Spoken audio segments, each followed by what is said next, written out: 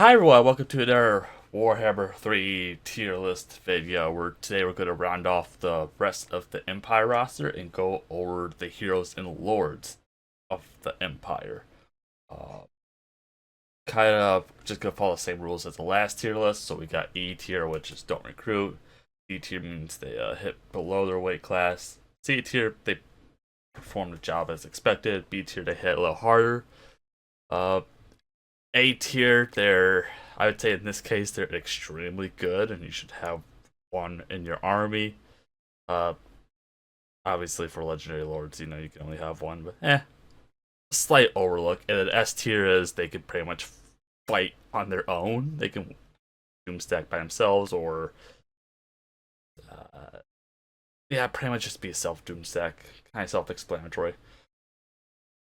We are gonna not go over the unique heroes for Wolfark's campaign since he's the only one that can recruit those named characters. So pretty much it's gonna be a little bit smaller tier list, so hopefully it won't be like 40 plus minutes long, but we shall see. And yeah, so pretty much this tier list is by my preference as well. If you guys think a character should be somewhere else, please let me know down in the comments below. Or I don't know, get your keyboards out and we'll fight. Uh, Anyways, kind of just gonna go down the list here, not in any particular order. We're gonna start off with Balthazar Gelt. Now, I mean, just kind of throw this out there. I don't like using magic in Warhammer 3. I think it's really cheesy and I don't like it. I know it's a fantasy game. I don't like using magic. But honestly, Balthazar's Lore of Metal, the fact that he can summon two M4s and just go crazy on the enemy is amazing. Um, I am gonna kind of put him at B tier. It's just honestly he could go to A tier or maybe even S tier depending how you build them. I just have a self preference of I don't like using magic users. It's I don't really like him in this campaign kind of for that reason, but he actually really doesn't have a bad campaign. His campaign's actually really interesting in the sense that he gets to choose to stay in Cathay, or later on he can go move back home with his friend Carl and Elspeth. So you can kind of play his campaign in like two different ways, kind of off the bat, and I really like that. It adds some replayability. But to kind of start off with, his traits are experience gain 25% for all spellcasters in own army, winds of magic cost minus 20% for lore of metal spells, and armor plus 20 for his own army. Yeah. He does have three unique items of Cloak of Molten Metal, which gives you 15% missile resistance, 5% physical. Winds of Magic cost -1 for Glittering Robe. Winds of Magic cost -2 for Glittering Robe upgrade. He gets Stalk. Amulet of Sea Gold. Enemy hero action chance is -25%. Corruption -5. Spell resistance 25. Barrier plus 250. He gets Staff of Fulton, which is Winds of Magic Reserve plus 10 per turn. Experience gain plus 15% for all spellcasters in his own army. Cooldown -10% for all spells. Miscast base chance -50%. And Staff of Folons, which is just miscast chance and power recharge. Kind of look at his skill line. Nothing too crazy. He does get a unique Pegasus. And he gets hardened shot or hardened blades. You can only choose one or the other, and pretty much you can do 10% melee weapon strength or 10% missile strength for infantry or for gun units, range units. His kind of unique line gives him more physical resistance and as well as armor for all of his allies in range. Casualty replenishment rate and attrition. Minus plague spreading chance. He does buff Hellstorm rocket batteries, which is now they can friendly fire even more, but it makes them really good. It means psychology plus more armor, hero action costs for wizards, and increases them recruit rank, as well as winds of magic cost -2 for lower metal spells and 25% cooldown to lower metal. And as we said, he has lore of metal in his in his knowledge, I guess you would say. And Lord Mel's pretty good. Like I said, I'm just not really a wizard player. I really won't go over his like faction, like how he plays. I figured we could do that for a separate video. Just how his faction is it just kind of over the characters themselves. Obviously, for Balthazar Gel, I will just say he likes spellcasters and hellstorms. Apparently, for the next character, we're gonna look at the Arch Lector, who's just uh he's how do I explain? He's a really tanky character who synergizes well with infantry units. There's a lot of passives and buffs that you can give him. Uh, I don't think he's particularly a good duelist, but he does support his frontline pretty well. So I'm kind of willing to put him at B tier, right next to Balthasar. That's gonna probably annoy the hell out of a lot of people. I do like using them. It's just they are not very good when it comes to combat with other heroes though, but they are tanky, so they can kind of be left alone to fight if they have to. He wants to be there with his boys. And then the Arc Lector. I'm saying that wrong, aren't I? His doesn't really have a super like unique trait. He's just kind of a generic lord. He does have hold the line, Righteous Fury, which buffs the Flagellants even more because he gets Grand Hammer Sigmar, which is melee attack for everybody. Grand Shield of Faith, which is jam resistance 20% for everybody, and Soulfire, which is just kind of a little AoE bombardment that doesn't hit friendly troops. Kind of outside of that, like he gets Faith Bastion for himself, or this is ward save areas, so that might actually apply to everybody else around him, and Benediction. Just leadership for everybody. He doesn't really have a preference. I would say just stick him with Flagellant just because of this low buff, but honestly he goes good with any army. He just doesn't do any crazy buffs for him. He does get Barded Warhorse as a mount, which is nice, but I don't think it's actually necessary for him. Like I said, he wants to fight in combat. He wants to be there with the boys. Now, Elspeth von Draken is another legendary lord for the Empire, and honestly, she's kind of another spellcaster. Yeah, but she has a dragon mount as well as she has a lot of really good passives for the like engineers and the gunpowder units. So the fact that she has a dragon mount kind of makes her hit a little harder in combat, makes her a giant target for like range and artillery. But she does get Lore of Death as well, so she gets that nice little life leech. So I'm actually gonna put her in A tier. I'm probably a low A tier, maybe a high B tier, because I think she definitely hits above her weight class, and she's kind of good to have in the army just because kind of do a little bit of everything if you need her to fight in combat or just cast spells. But yep, so she starts off at on foot, which not very good for a really squishy hero, but she does get Bar Warhorse as well as a unique Carmine Dragon. That she gets a Frostfire Gem banner, which is just a flaming attacks and Frostfire attacks. Everwood Root, which is just a regen and figure loss, and Doomfire Ring, which is a bound spell for Burning Head as well as some fire resistance. So pretty much her unique line isn't too crazy. She does get a battle healing cap minus 25% for enemies local region. Wins of magic cost minus 50% for Lord Death, as well as 10% or 10 power reserve. Recruitment costs minus 25% for gunnery units for all armies. Hero capacity plus 2 for engineer faction wide. Upkeep minus 10 for gunnery units for her army. Does get physical resistance and Strider, which are passives. And as well as get Living Darkness, which is 10% physical resistance and negate magical weapons. Graveyard Rose, so she does get passive regen as well as recovery time and casual replenishment rate. and pretty much just buffs the purple sun of Xerxes. So she does have, Lore of Death, which I kind of like Lore of Death. I feel like it has a lot of utility. You got your AoE spells, you got your debuffs and buffs for your units. And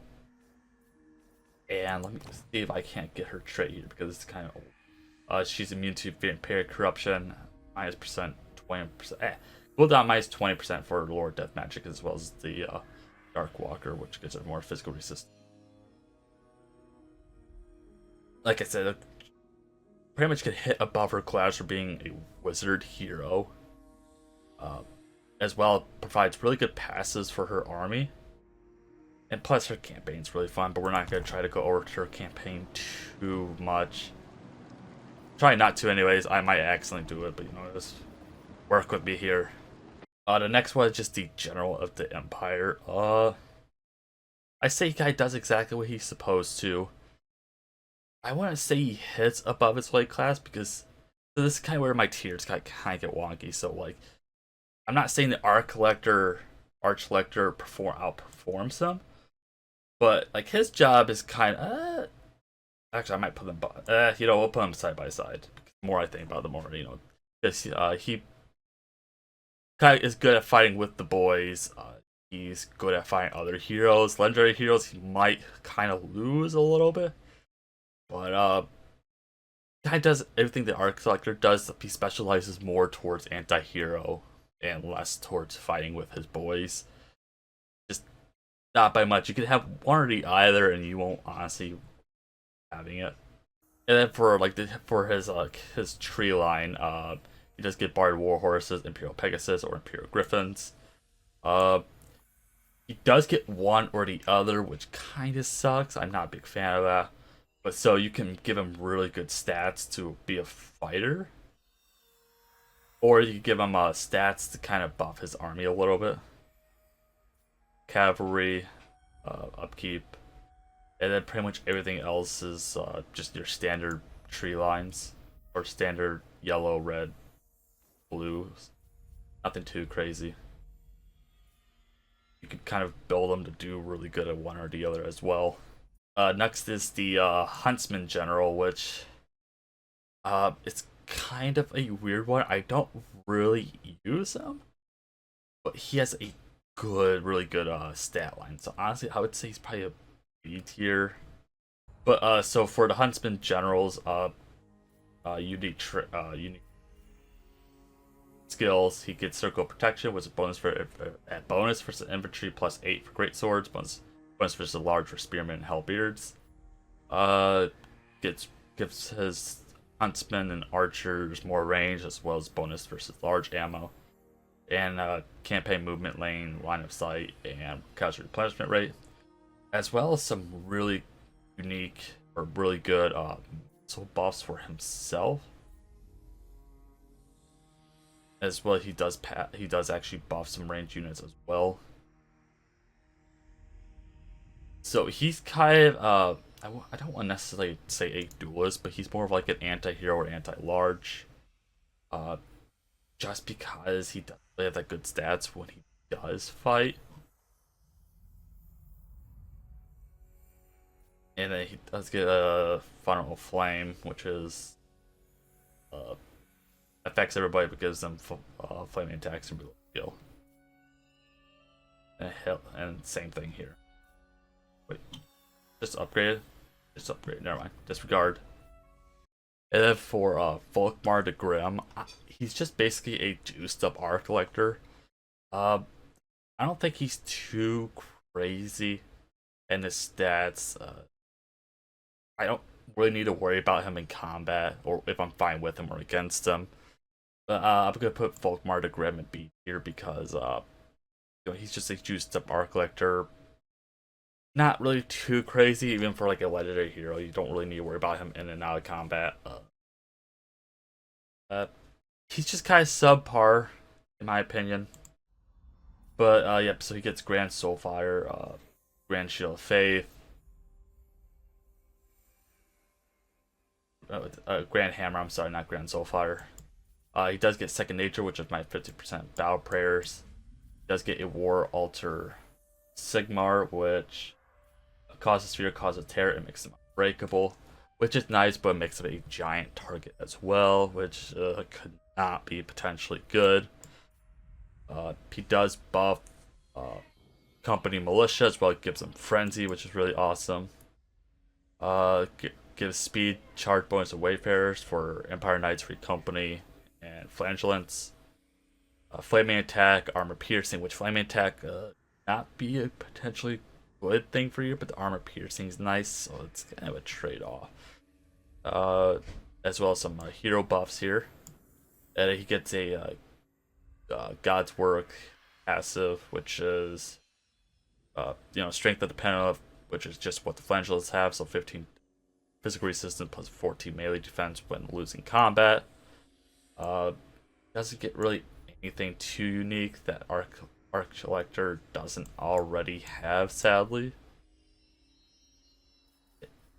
He does give a melee defense plus 8 for Flagellants, Empire Knights, Free Company Militia, as well as physical resistance for them. So, I mean, just not too crazy.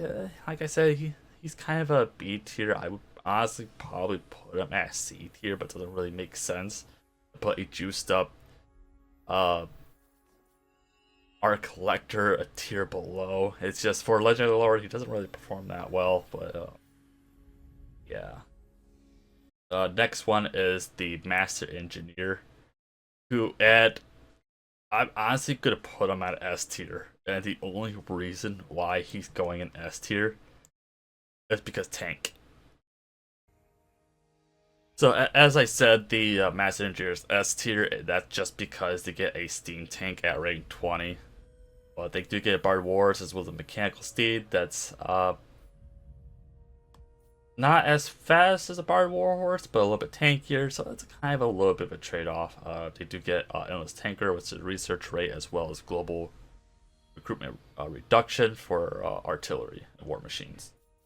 He does have to choose one or the other tree, or one or the other for his unique branch, which I really don't like. They do that. But on the top, you get campaign, line of sight, movement range, restock, upkeep, and casual replenishment for war machines. Ballistic calibration, which is just reload skill for everybody, and ballistics instructor, which is plus range for everybody. Or you could go and give him pigeon bombs, which is a really strong AoE ability. Black power discipline, a little better stats, armor, fire resistance, physical, explosive missiles damage, as well as dazed, which is speed and melee defense. And then you give him a fire bomb grenade launch, which I don't think actually gives you fire attacks, weirdly enough. But then all the other stats are pretty much the same. He does pair kind of really well with other heroes of Lords. You could give him like a captain and protect him. You can give him the other engineers to just buff your army up even more. It's kind of just the fact that you get a tank as his final mount, which just it's insane because tanks can just demolish everybody. And I think that's why he belongs in S tier. The next one is the Wulfric. Now Wulfric, I definitely fought against. I don't like Wulfric's campaign, but I have fought against Wulfric numerous occasions, and I gotta say he's actually kind of a scary lord to fight against.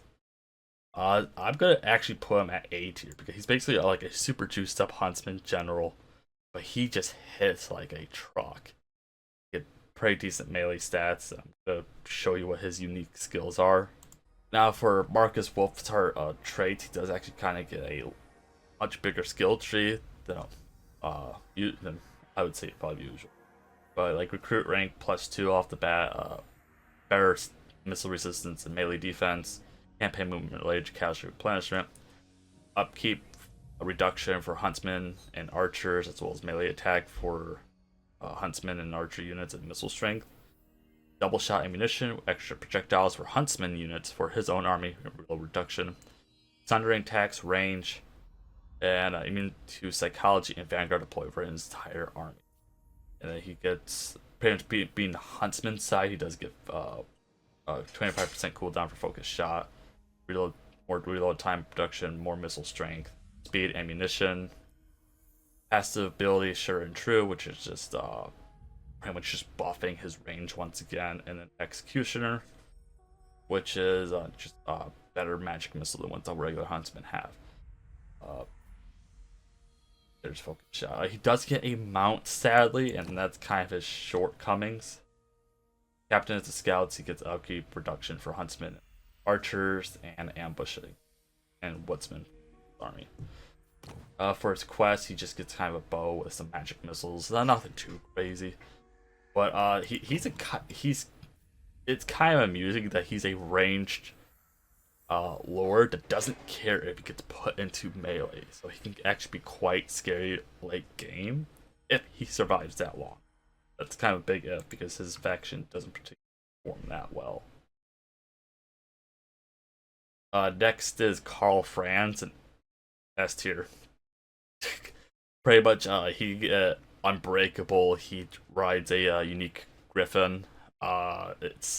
He's a lord sniper, as well as he's really good. Just take out infantry that's by himself. He can win battles pretty much by himself, pretty easily late game. You're playing with him or against him. He is scary on the battlefield. Now, for Karl Franz tree. He does get a Bar Warhorse, Imperial Pegasus, and eventually Deathclaw. Best of the Empire, Lord, recruit rank for Lord Army. He buffs great swords and Reichsguard for melee attack, infantry, large, and charge bonuses. Bigger loss reduction for all electro count state troops, armor, leadership, and missile strength for them as well. He does pair with the electro count state troops. That's kind of his thing, is great swords, Reichsguard, and electro count state troops.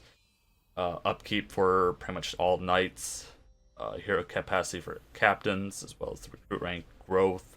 50 for local provinces, as well as control +3 for local provinces. And then Journey's End, weapon strength 10%. Perfect figure, which is what makes him really scary with Unbreakable. So he will never slow down in the slaughter. Khorne would be proud of him. And pretty much outside of that, he doesn't get really any unique lines, sadly.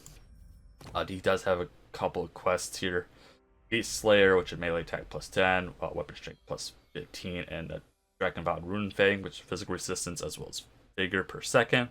Which, once you get that unbreakable status with the perfect figure, you don't really need it. He gets Golem Moraz, which is control +1 for all provinces, melee attack +8, sundering attacks, weapon strength when fighting against chaos, armor piercing damage 75, and a Golem Moraz, which will just boost their attacks overall. Silver Seal, which is another scary item you can have, is ward save +20%. Enemy action success chance -10%, wound recovery time -1, corruption -5, melee defense +5, and spell resistance 15. He does start off with Reichel and the Runefang, which I like a lot because it buffs his army even more. It's melee attack +24 to leadership +8. And then overall, he can replenish the neutral territory, upkeep -20% for electric count state troops, and 5% weapon strength and missile damage per rank for all electric count state troops. That's a mouthful, isn't it? That's a scary guy to fight late game. Okay, and next is just like Empire Captains, so we're kind of start getting into the hero category. So Empire Captain kind of performs just like he should. I don't think he really goes above and beyond. I would honestly rather have probably the Art Collector, or not the Art Collector. This is just the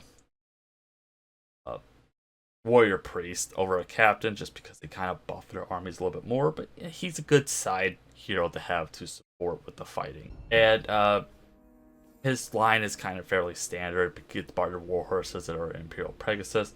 He does get Admired Man at Arms, which just buffs Cav, or he gets Admired Infantryman, which buffs Infantry. He can't choose both, sadly. I really wish he could.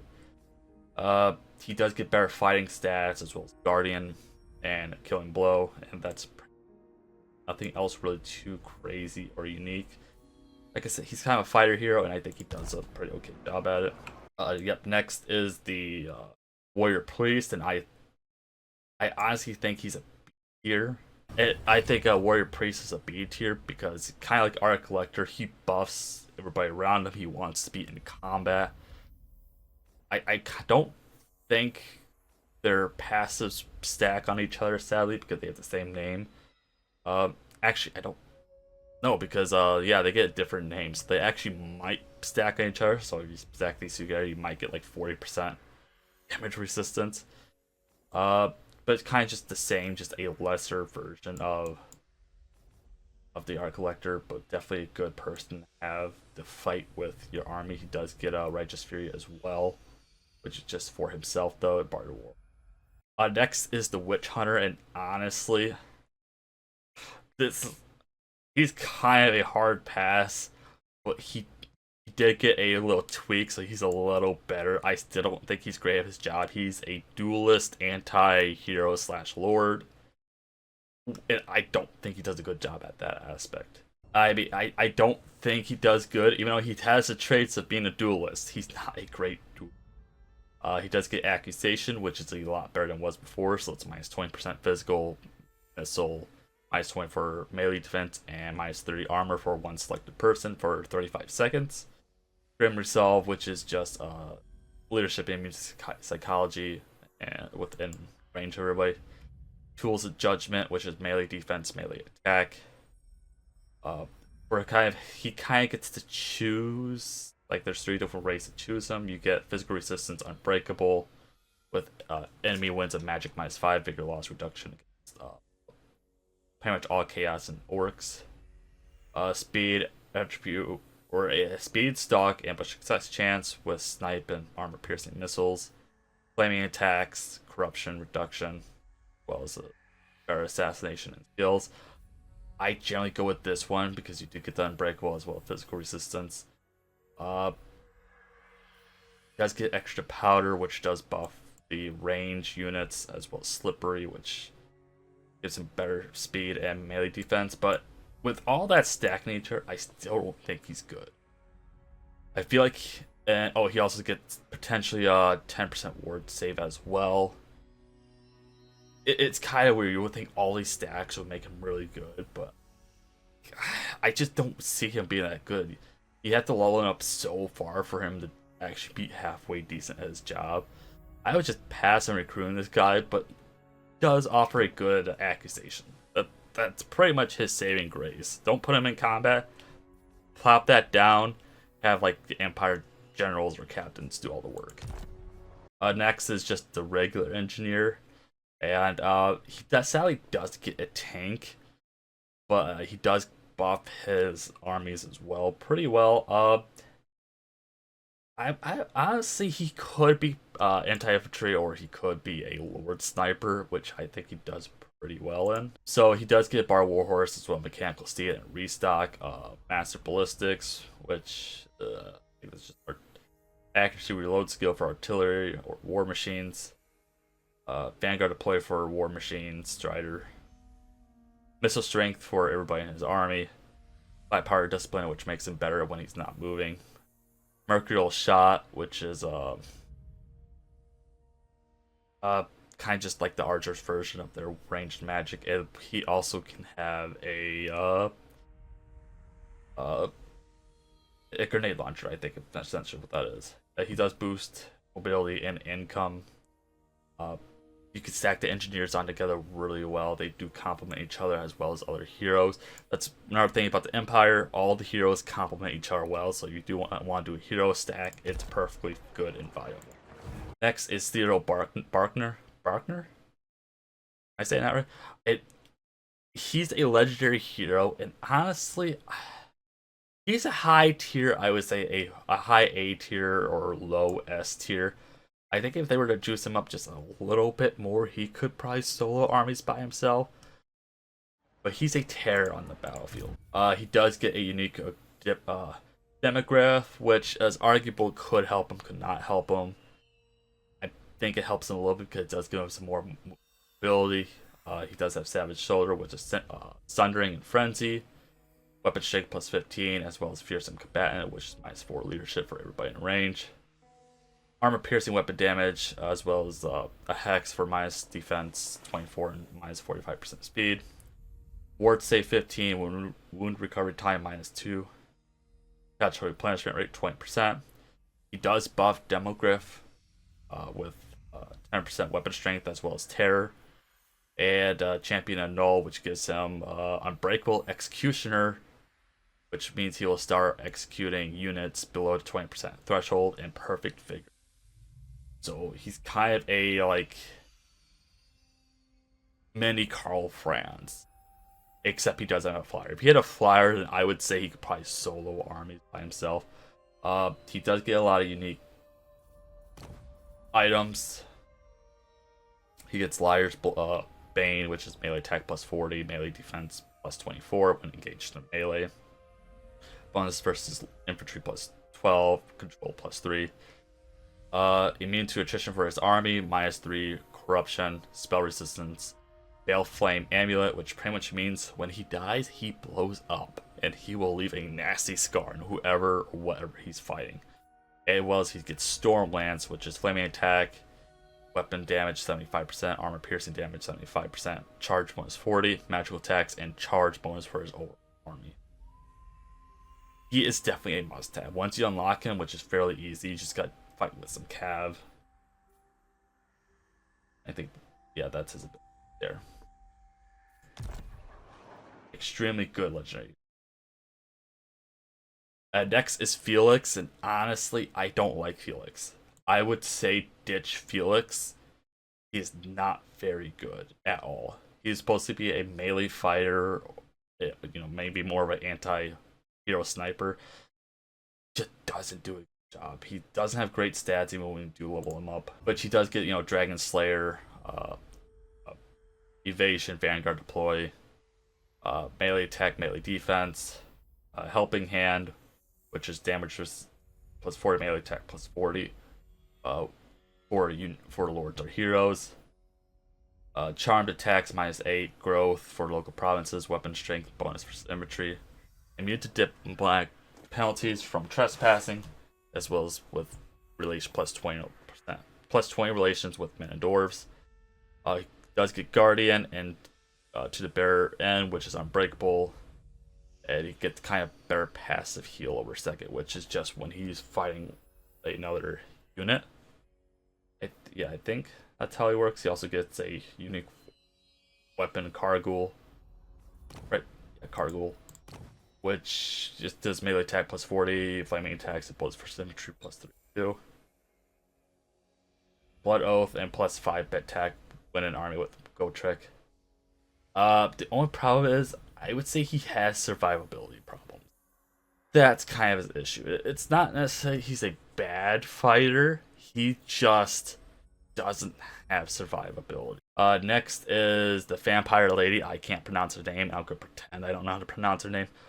I'm gonna say she's also A tier. She has a ranged weapon and a mount. She's considered undead, so she does cause fear. And I believe she does get a weaker version of Blood Drinker. Just a really nasty unit. And she's really fast too, so you really can't keep up with her. Yeah, Ulrika Magdova. Pretend I said that right. Yeah, Bard Warhorse, as well as Kislev buff. So she's unbreakable for 25 seconds. Blight of Skaven. Just a bunch of just physical resistance, melee defense, and then the enemy gets my melee attack. Melee defense plus 8 when defending. Heavy arrow ammunition, which is bonus versus large and AP. Fire resistance 15% for the Lord's army, as well as accuracy and blinded. Chance of plague spraying -25% attrition. Wound recovery time -3. Spell resistance for the hero's army. A ward save means psychology for the hero's army. Battle healing at plus 50 causes terror, -25% attrition when in vampiric territory. And she does get the hunger, but she starts off with lesser hunger while in combat. She does get a line of stats that buff her pretty much for fighting. This is kind of her unique yellow line, and I'm not gonna go through all of it, but it just makes her a threat. I would say it's more unique because the other ones don't have access to this level, and she does get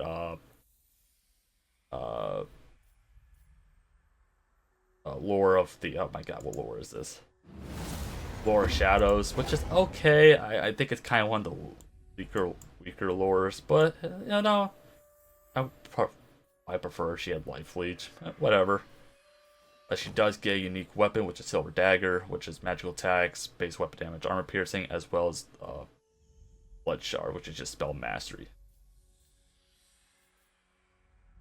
And recruit rank for Kislev melee units. For, yeah, Empire and Kislev, and then +4 leadership for Kislev and she can kind of be recruited across a wide range. That's why it says both. And next is Gotrek. And Gotrek, I would say, is kind of in line with Theodore. Oops, can I put this here? Yeah, there we go. I think honestly he can kind of solo an army when he's late game. I just wish he didn't have to be paired with Felix. He's basically a Slayer dwarf that's too good at his job, therefore he is a bad Slayer dwarf. It's pretty much, just to go over extremely death blows, pretty much less health he has, the better he performs. He's racist to greenskins, so he gets better weapon damage against them. Does have more speed and melee defense. That he kind of gets all these buffs for fighting like certain factions, but they will also kind of buff his army overall. Kind of not gonna go over all of it, but just so you know, he likes fighting everything and everybody, except for other order factions, pretty much. I'm just gonna kind of go over these slowly. He does have a unique line as well. Gotrek's Doom, melee defense, damage resistance, bonus versus large. Magic loot and items, melee attack +4 when attacking, hit points, wound recovery time, causes fear, perfect figure. And he's already unbreakable because he's a Slayer. Pretty much just a standard line. He does get physical resistance. Pretty much. He's more of an anti-large, but he doesn't care. Now we're kind of gonna go over the wizards really quick. So I'm not a crazy magic lore user, so I'm probably gonna like rate these guys a little lower than I should. So the first one is the lore of beasts. There's a lot of buffs, a little bit of debuffs.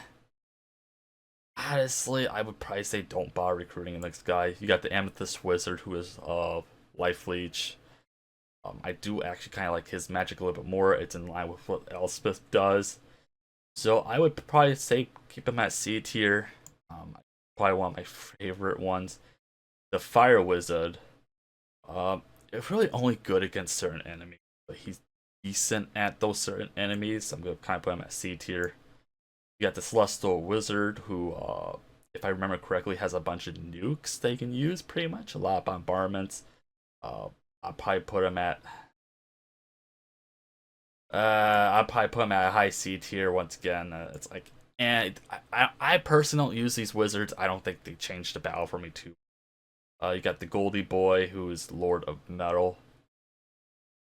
I think his little title is Gold Wizard. Just not too crazy as spells. But he does have one decent bombardment. I might honestly boost Celestial up just a little bit more. If you like my Celestial, we're gonna boost him up. We're making a change to the script. Celestial was going to go to B tier just because I kind of like his magic a little bit more. Lord of Metal, I mean, Balthazar Gelt kind of does a good job. I put him at C tiers because I have mixed feelings about you. Grey Wizard, which is the Lore of Shadows. I don't really like Lore of Shadows. I feel like it's a very unperforming. Honestly, you shouldn't really recruit him. Next is, I believe, the Jade Wizard. Right? Jade Wizard, which is healing stuff. And healing stuff is generally pretty good. I'm gonna kind of put him at B tier. And then the last one is, I don't even know who you are. The Empire. Is the Light Wizard. He does get a couple nukes as well, but not that great.